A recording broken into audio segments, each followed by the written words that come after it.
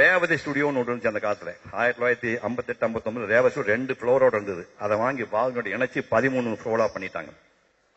அந்த 13வது ஃப்ளோர்ல தான் காரைக்கால் அம்மையார் என்ற ஒரு படத்தை ஏபி நாகராஜன் அவர்கள் அங்க ஷூட் பண்ணார். கிளைமாக்ஸ் சீன் ஷூட் பண்ணார்.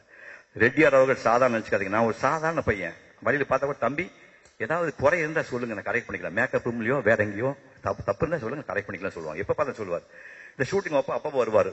வாரத்தில் 2 நாள் வந்து பாப்பாரு. நான் ஒரு சின்ன பையன், நான் எங்க பொம்மை போட்டு ஊசிட்டு இருந்தாள். வித்யா வந்து குழந்தையில நடிச்சிட்டு இருக்கவா. 5 வயசுல டான்ஸ் ஆட பொண்ணு. அவளுக்கு 20 இயர்ஸ் எக்ஸ்பீரியன்ஸ். நமக்கு ஒண்ணும் கிடையாது, மாடு பயிச்சிருந்த பையன் நான். என்னை கொண்டாந்து மியூசிக் டைரக்டர் யாருன்னு கேட்டோன்னா இவர் தான் சார், நம்ம குன்னக்குடி வைத்தியநாதன் ஏபின்னு சொல்லியிருக்கிறாரு. எனக்கு அவன் வயலின் பையனாச்சு, அவன் எப்படி மியூசிக் போடுவான், ஏன் நம்ம கேவி மாதம் ஏன் போடலான்னு கேட்டோடனே ஏபி டென்ஷன் ஆகி போயிடுச்சு. உடனே வைத்தியநாதன் ஃபோன் பண்ணி, அம்மா ஏதோ சீரியஸா இருக்காங்க, நீ போய் பாருன்னு. 4:30 மணிக்கு ராணி இல்ல தங்க பிளேட் சாப்பிட்ட தியாகராஜா பாவர் வந்து 750 ரூபா வாங்கும்போது நம்ம 1 லட்சம் ரூபாய் சம்பளம் வாங்கலாம் 1934. ராணி பெண்களை சந்தோஷப்பட்டுங்க, இனிமே ஒரு பெண் வரவே முடியாது. 1934 1 லட்சம் ரூபாய் வாங்கின ஒரு பெண்மணி. அந்த அம்மா கிட்ட போய் குன்னக்குடி பொட்டி தூக்கிட்டு போய் நிக்கிறாரு. ஏண்டா அம்பி மியூசிக்கெல்லாம் போட ஆரம்பிச்சிட்டியா? ஏதோ போட்டிருக்கேம்மா, நான் கொஞ்சம் வாசி காட்டுறேன் பாருங்க, நல்லா இருந்தா யூஸ் பண்ணிக்கலாம், இல்லைன்னா நான் ஆசீர்வாதம் போடுறேன்னா போடு அப்படின்னு. மியூசிக்ல லட்சுமணன் உட்கார்ந்துருக்காரு. தீஸ்ரம் சதீஸ்ரம் கண்டம்னு 3 தாளங்கள் இருக்குது. அந்த 3 தாளத்தையும் அடிப்படையா வச்சு 8ஆம் கிளாஸ் படிச்ச நம்ம ஆளு கவியரசு கண்ணதாசன் பாட்டு என்ன சார், தக தக தக தக தக என ஆடவா சிவ சக்தி சக்தி சக்தியோடு ஆடவா ஆலகாலனே ஆலங்காட்டினில் ஆடிடும் நாயகனே நீலகண்டனே வேத நாயகா நீதியின் காவலனே தாள வகைகளோடு மேல துந்துவிகள் முழங்கிட ஓர் கணமே காலை தூக்கியே ஆனந்த தாண்டவம் ஆடுக மன்னவனே முத்துக்கொடி சக்தி குலமகள் வித்துக்கொரு வெள்ளம் துணையென பக்தி கொடி பலரும் நெஞ்சில் விளையாட தித்திப்பது இறைவன் பேரன பற்று தரும் பரமன் துணையென சுற்றத்து ஒரு மனிதர் குலம் ஒரு இசைப்பாட கற்றுத்தரும் ஒரு வகை அறிவினில் முற்றும் தெரிவது ஓர் மனிதர்கள் வெற்று புகழ் பெறுவாரவன் உறவாட திக்கு பல திமி திமி திமி என தக்க துணை தக தக தகவலன் தத்தக்கடல் அலையன நடமிடு உலகாட இம்மைக்கும் 7 பிறவிக்கும் வற்றாகி எழிலோடு எமையாளவா ஈழசெய் நாடகம் முத்தமிழ் தம்மிலே இயங்கியே நடமாடவா அம்மைக்கும் நாயகா அப்பனே ஐயனே அரசனே நடமாடவா ஆடுகிற காலழகில் காடுபொடி யாகவன அம்மையுடன் நீ ஆடவா சிரிப்புக்குள் நெருப்பொன்று வரச் செய்த நீ நெருப்புக்குள் நீரொன்று தரச் செய்த நீ கருப்பைக்குள் இருப்புக்கு முயல் தந்த நீ கழிப்புக்குள் உலகங்கள் நடமாடவா உலகத்து நிதியே சமயத்து பொருளே இதயத்து அறிவே இருளுக்குடைய ஆடவா நடமாடவா. 1972 நான் பாடின பாட்டு கண்ணதாசன் பாட்டு. இதுக்கப்புறம் கிளைமாக்ஸ் இருக்குது. ஜெமில் ரெக்கார்ட் பண்றாங்க. வைத்தி 64 வயசு ஆகுது, எனக்கு மூச்சு முட்டுது, இவ்வளவு துரித கதையில போட்டிருக்கிய, யார் ஆட போறாங்க? அம்மா வித்யா எம்எல்ஏ பொண்ணு தானே, அது தெரியும், 5 வயசுல ஆடி இருக்குது. அந்த சிவன் வேஷம் பாடுற ஆடி சொல்லவே இல்லையே, அது இந்த கோயம்புத்தூர் பையன் போட்டான். அவன் பேர் என்ன? சிவகுமார்னா. அவனுக்கு டான்ஸ் தெரியுமாண்ணா? தெரிஞ்சுக்குமா? எது தெரிஞ்சுக்குவானா? இனிமே டான்ஸ் தெரிஞ்சு ஆட போறான் ஏபிஎன், சத்தியமா நான் சார கூட நீ பாட்டை எடுக்கவே மாட்டேன், எனக்கு தெரிஞ்சு போச்சு. அப்படின்னா நம்ம அந்த பக்கம் ஏபிஎன் தோல் கை போட்டாரு. உன் நிலைமை பார்த்தே எப்படி ஆகி போச்சுன்னு. உனக்கு வேஷம் நடராசன் வேஷம், உனக்கு டான்ஸ் பத்தி எதுவுமே தெரியாது. அப்புறமா ஆட போறான். மகனே என்ன பண்ணுவே தெரியாது, 15 நாள் டைம் கொடுக்குறேன், நீ ரெடி சொன்னா ஷூட்டிங் நம்ப மாட்டேங்க. வித்யாவை டெய்லி உட்கார வச்சுட்டு ஒரு பாம்பே டவர் கொண்டு போய் காலை 9 மணி சாயங்காலம் 6 மணிக்கு தவளை புளிவேன், எதுல வேர்வியில புளிவேன். 15 நாள் முடிச்சுட்டு ஆடுன இன்னைக்கு ஜெயாட்டியில் அடிக்கடி போறாங்க பாருங்க. என் வாழ்க்கையில மறக்க முடியாத பாட்டு அந்த பாட்டு, காலைக்கால அம்மையால வரக்கூடிய பாட்டு. அதெல்லாம் நான் இந்த ஸ்டுடியோல தான் படமாக்கினேன். இப்ப நம்ம எண்டுக்கு வந்துடலாம்.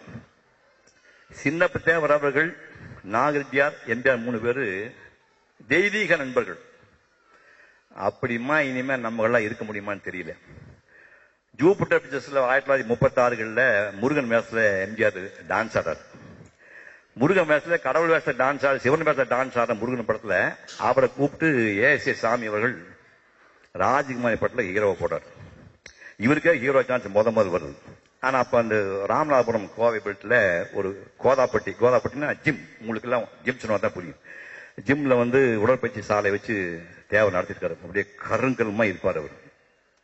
எம்ஜிஆர் அடிக்கடி போய் பார்க்கறாரு. பார்த்துட்டு அருமையான ஆள் சொல்லிட்டு என்னுடைய படத்துல ஹீரோ நிற்க வேண்டும் என்றால் ஒரு வில்லன் ஸ்ட்ராங்கான ஆள் வேணும்னு சொல்லிட்டு ஃபைட் போட்டா நான் சின்னப்பையாரோட போடுவேன் சொல்லி சண்டை போட்டு முதல் படத்திலே சின்னப்பையாருக்கு வாங்கிப்பாரு. அப்படி ஆரம்பிச்சு அதே சின்னப்பையாவர்கள் சென்னைக்கு வரும்போது அங்க கோயம்புத்தூர் பக்கம் வந்து தேவமார் பெண்கள் எல்லாம் வந்து மாடு வாங்கி பால் கறப்பாங்க. ஒவ்வொருத்தர் வீட்லயும் ஒரு ஆயிரம் வந்து கடன் வாங்கி கைமாத்தா வாங்கி 1 லட்சம் ரூபாய் பணத்தை வாங்கிட்டு வந்து இந்த கிரேட் மேன் நாகரியா கொடுத்து கால் விழுந்து, முதலாளி நான் முதல் படம் எடுக்க ஆசைப்படுறேன், படம் முடிவு வரைக்கும் நீ எங்கிட்ட காசு கேட்கக்கூடாது என்று சொல்லி எடுத்த படம் தாய்க்கு பின் தாரம். 1956 வந்து எம்ஜிஆருடைய படம் தாய்க்கு பின் தாரம். நான் வந்து மதுரை தங்கம் தியேட்டர்லயே நான் அந்த படத்தை முதல் பார்த்தேன். அதுக்கப்புறம் அப்ப புருஷன் முண்டாட்டியுமே தானே நட்புங்கிறது, ஊழல் கூடல் மாதிரி தானே. அந்த கிரேட் எம்ஜிஆருக்கும் தேவருக்கு சின்ன ஊழல் கூடல், நீ பெரிய ஆளா நான் பெரிய ஆளான்னு 2 பேரும் திருப்பிட்டாங்க. திருப்பிட்டு ஒரு 5 வருஷம் ஓடிச்சு. இவர் எடுத்த படமெல்லாம் ஆஃப்.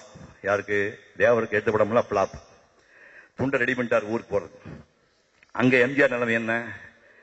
அவரு படங்கள்ல போயிட்டு இருக்குது பெருசா வாழ்வா சாவா போராட்டம் தான். போய் கும்பகோணத்துல வந்து ஒரு நாடகம், இன்ப கனவு நாடகம் போடுறாரு. அந்த நாடகத்துல குண்டுமணின்னு ஒரு ஆளு நடிகர்கள் பாருங்க, தன்னுடைய நடிப்பு காட்டுக்கு குண்டுமணிங்கிற எம்ஜிஆர் 3 மடங்கு வெயிட் இருப்பாரு. அந்த குண்டுமணியை தூக்கி கீழே போடும்போது கார்ல போட்டு கார் உடைஞ்சு போச்சு.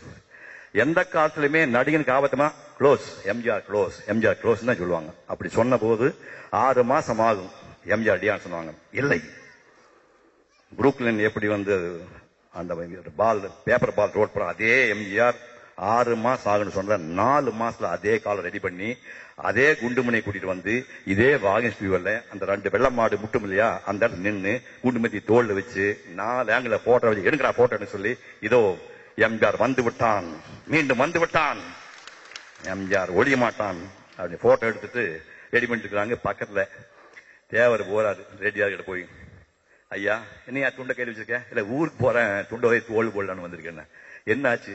ஒன்னும் எடுவில்ல, எல்லாம் உடனே காசை விட்டாச்சு, ஊருக்கு போனேன். பைத்தியக்காரா, நீ 4 பாட்டு ரெக்கார்டு பண்ணு பாத்துக்கலாம் சொல்லி ரெக்கார்டிங் தேட்டர்ல காசெல்லாம் வேண்டாம் ரெக்கார்ட் பண்ண சொல்லி 4 பாட்டு ரெக்கார்ட் பண்றாங்க.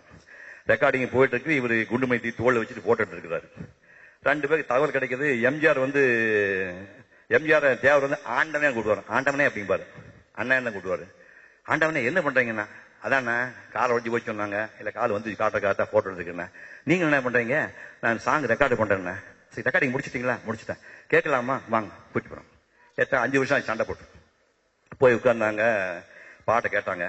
அண்ணா பாட்டு பிரமாம இருக்குன்னு யாரு நடிக்கிறாங்க? ஒரு கன்னட ஆக்டர் நடிக்கிறாரு. ஏன்னா இவ்வளவு நல்ல பாட்டு போட்டீங்க, கன்னட ஆக்டரா போட்டீங்க, எவன் நடிக்க மாட்டேங்கிறான், நான் பண்றது? ஏன்னு நான் இல்லையா? நினைச்சு பாருங்க. நான் இல்லையான்னு கேட்டோம். 2 பேர் கட்டிப்பிடி காதலிட்டாங்க. மீண்டும் இணைந்தார்கள். தாய் சொல்லை தட்டாதே 1961 வந்தது. அதுக்கப்புறம் தொடர்ந்து அவங்க ஒரு கிட்டத்தட்ட 16 படம் ஒரு ப்ரொடியூசருக்கு தொடர்ந்து 16 படம் எம்ஜிஆர் எடுத்து கொடுத்தது மகத்தான படம். அந்த தெய்வீக மனிதர்கள் அதுல ஒருத்தர் மும்மூர்த்தியில ஒருத்தர் நாகரெட்டியார், அவர் பெயரால் இந்த விருது கொடுத்திருக்காங்க. இந்த விருது காலத்துக்கும் வெங்கட்ராம ரெட்டி, அதுக்கப்புறம் அவர் பிள்ளைங்க காலம் பேர பிள்ளைங்க காலம் தொடர வேண்டும் என்று வாழ்த்தி விடைபெறுகின்றேன். நன்றி, வணக்கம்.